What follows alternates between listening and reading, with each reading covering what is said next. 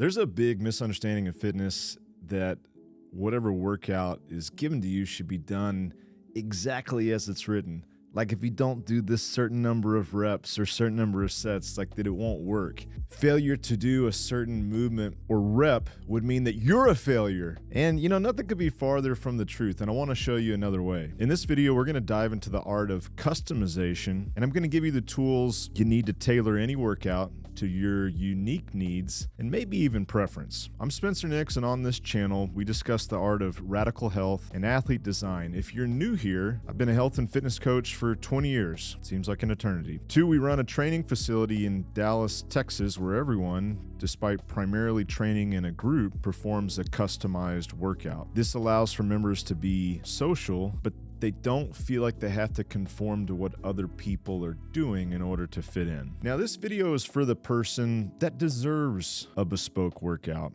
Someone who knows what they like. More importantly, someone that knows what they don't like, and they want to enjoy the process. I think there's a really good time and place to do workouts exactly as they're written. I think when you're much younger, it's good to get as many experiences with different types of workouts so you can understand what you like and also what works well for you. Therefore, this video isn't for the brand new beginner that's never exercised before, but it's with someone with a little bit of worldly knowledge, if you will. Now, when I was in my early 20s, I had to go to a wedding, but I couldn't afford a suit yet. Didn't want to go around looking like a bum, you know what I mean? So I went to a thrift store and I got this huge suit off the rack for $20. I looked like the lead singer from Talking Heads. I found this Russian tailor named Diana Rostov, and I brought the suit in, and I was a little embarrassed because it wasn't great material and it fit terribly, but she said, "Don't worry, darling. We will take away all the parts that are not you." Isn't that beautiful? And she did. It was incredible. I have a uniquely shaped body in that my torso is longer than it should be for the pair of legs that God gave me. And so all through my life, clothes never fit very well, and I just thought that was how things were supposed to be. And it wasn't until this suit that was tailored for my body did I realize that you could actually feel good in the clothes that you're wearing. And I loved this suit so much that I wanted to wear it all the time. Now, as a young 20-year-old, you don't have a lot of reasons to wear a suit, but this was such a transformative experience that I considered like changing the whole trajectory of my life just so I could wear this suit. It felt that good. Now, why do I share that story with you? Well, I think that workouts can and should feel the same way. Psychologically, one of the things that we're trying to do with exercise is we're trying to have the best fit so that you can feel like every day it's a possibility for you to get some type of movement. I've seen program designed where the workouts are so gnarly, or they're so generic, or there's so much inclination towards a certain movement pattern that it can be very demotivating to the person that's trying to do it. And so by giving yourself permission to tweak and customize and change things as you need, it can make exercise feel like this wonderful bespoke suit versus wearing a off-the-rack polyester garb.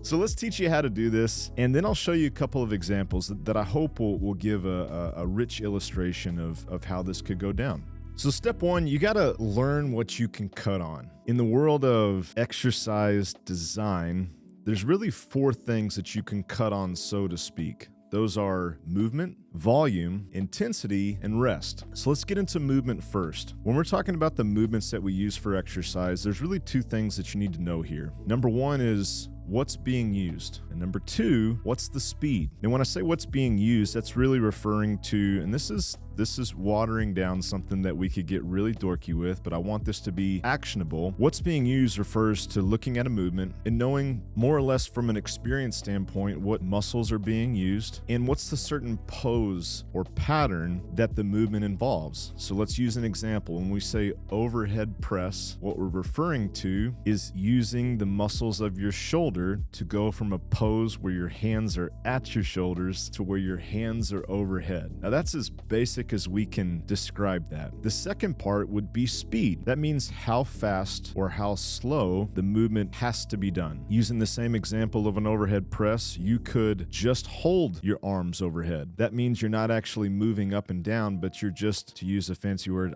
isometrically holding a certain position. Another example is what we would call a seated dumbbell overhead press. And so your arms are moving, but there's no other assistance from other parts of your body. And we've even simplified it by taking your legs as stabilization out of the equation as well. Now, if we go to the other end of the spectrum, we could give an example like a devil's press. Now, a devil's press has other poses and patterns associated with it, but one key component is this shoulder to overhead pose. Now, with these three examples, holding something, moving slowly from the shoulders to overhead, or doing it with speed, that gives you a big spectrum to choose from as far as if there's velocity involved with the movement. And that'll be important as we come back to it. Now, in relation to speed, there's a big secret. Actually, it's not really a secret, but it goes something like this. The less you move, the less you can potentially hurt. It means in the previous example of a isometric hold, that would be the safest thing that you could possibly do. Now, here's another little rule of thumb. The more control you have,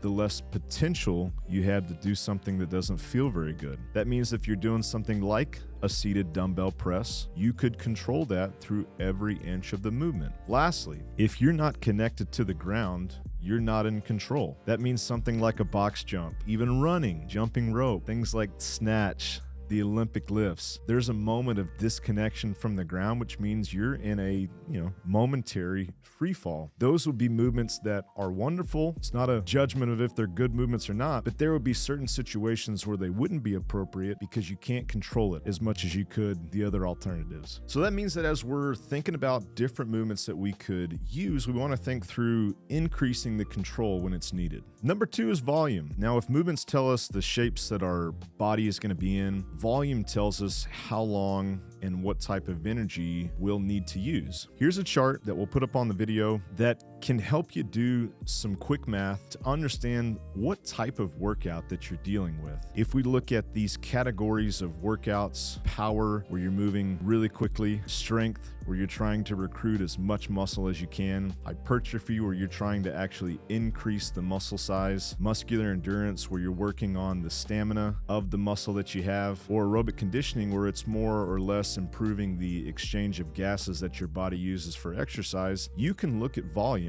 and you can do some quick arithmetic to say, okay, I think this is this type of workout. That's really important because as we start to assess workouts, we're going to want to look at something we and others call the intent. Hey, when this person was designing this workout, what was the intent of the design? What did they hope to accomplish by introducing this type of stress? So this has been a really useful chart for us, and I hope that it'll be for you as well. Now, the next variable is rest. Taking a look at rest will tell you something about the workout. Back to our previous example. If you have 10 rounds of a shoulder to overhead movement called a handstand push-up, that's where you're inverted against the wall and you're using your arms in the same pattern as you would that we previously described, but now it's your body that's moving. If we had a workout that was 10 rounds of 10 handstand push-ups with no structured rest, well, you would do some quick math and you'd say, okay, that's 100 reps total. We'd look at the rest. We'd say, okay, there is no rest that's being potentially recommended. And so we would say, hey, that's most closely associated with the work that's supposed to be aerobic or conditioning in nature. Let's give you another example.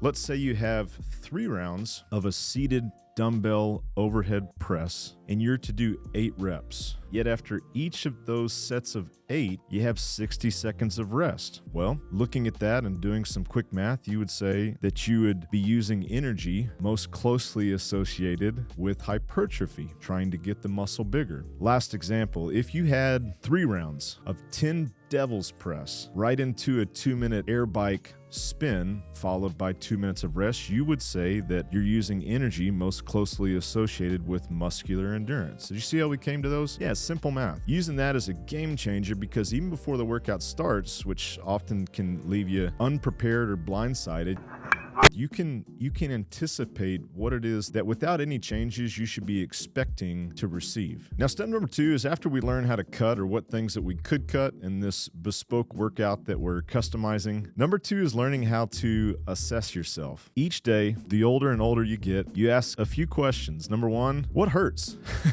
Now, if you're watching this and you're 18, you might say, hey man, nothing hurts. And I want to tell you that even when you're 40 or 60 or 80, there'll be days that you wake up and you'll say the same thing. Hey, I'm feeling pretty good. But it's a question worth asking because it brings some awareness and attention to the longevity of your joints and your ability to do this day after day after day. As you're warming up with whatever the workout is, take yourself through very light variations or maybe even regressions of the movement. That just means easier variations of it. And ask yourself, how does this feel today? As you're asking that, think through ways that you might need to decrease the speed. So a strict dumbbell press versus a devil's press. Or consider changing the implement. So from a handstand push-up, you might decide to go to a barbell or a pair of dumbbells or a landmine, or sky's the limit. The next question is to ask, hey, what type of energy am I working with today? Once you get the movements right, you want to figure out, like, who are you today? Are you the person who slept like $1,000,000? Or are you the person that slept like a turd last night?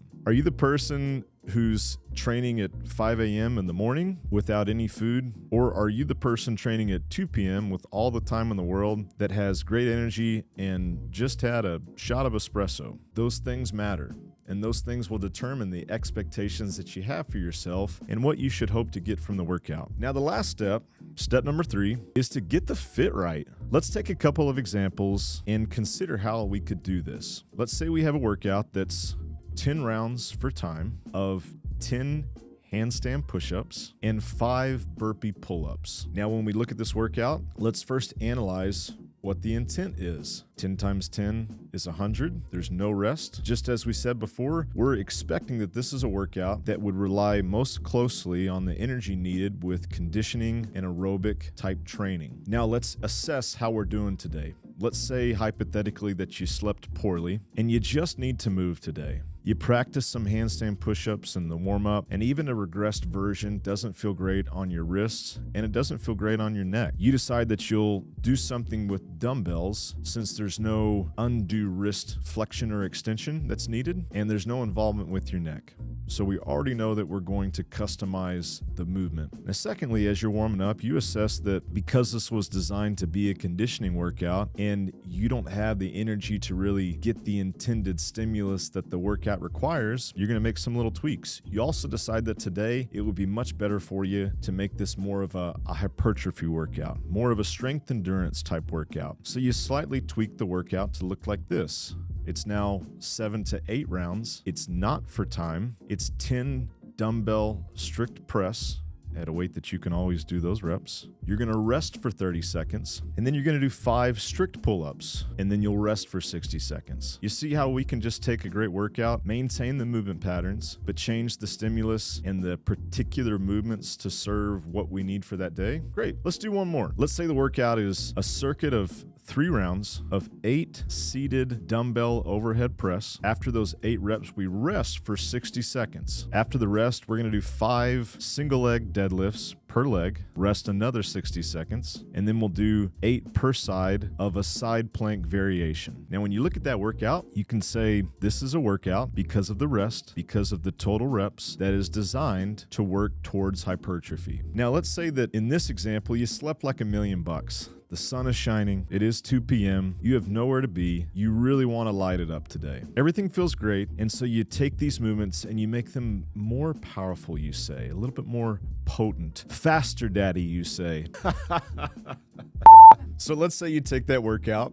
And now, because you really want to get just the most potent conditioning stimulus you can, you decide that this is going to be not 3 but 5 rounds. This is going to be for a high effort, which means there'll be a little bit of rest in there, but you really want the quality to be maintained across these sets. You decide that instead of a seated dumbbell overhead press, you're going to do the devil's press. Faster movement, more body parts involved. You do that for 10 reps. You're going to rest no seconds after, not 60. You'll then take that previous single leg deadlift. You're going to make it a little bit more punchy. You're going to do 22 arm dumbbell Russian swings with the same weight that you did the devil's press right into a 30-meter farmer's carry with the same dumbbells in each hand. You'll rest for 1 minute after that, and you repeat for 4 more rounds. You see how we can go in either direction based on 1, how you're feeling, and then 2, the things that you want to accomplish for that day. Hey, I hope this helps. The hope is that you could, no matter your energy level, no matter how the old joints are feeling, figure out a good fit every single day. If you're training for something specific, well, that means that you've probably shuffled and moved a lot of things around in your life in order to do those sessions exactly as they are prescribed. And that's great. But for seasons of life where your focus is elsewhere, where you know that you want to stay active, where you want to move blood around every single day, this has been a great strategy for several people who we've worked with for over a decade. Now, for more information on this, we created another video on hybrid training, how we go about this in a group scenario that you can look at wherever it's on the screen right here. Last thing we'll say, in this weird world of non-commitment, it sounds radical that you would subscribe to a channel. But I would encourage you to do something crazy, commit to the content that we're making on your behalf, subscribe and join us on this journey. Cheers, and may your suit be ever fitting.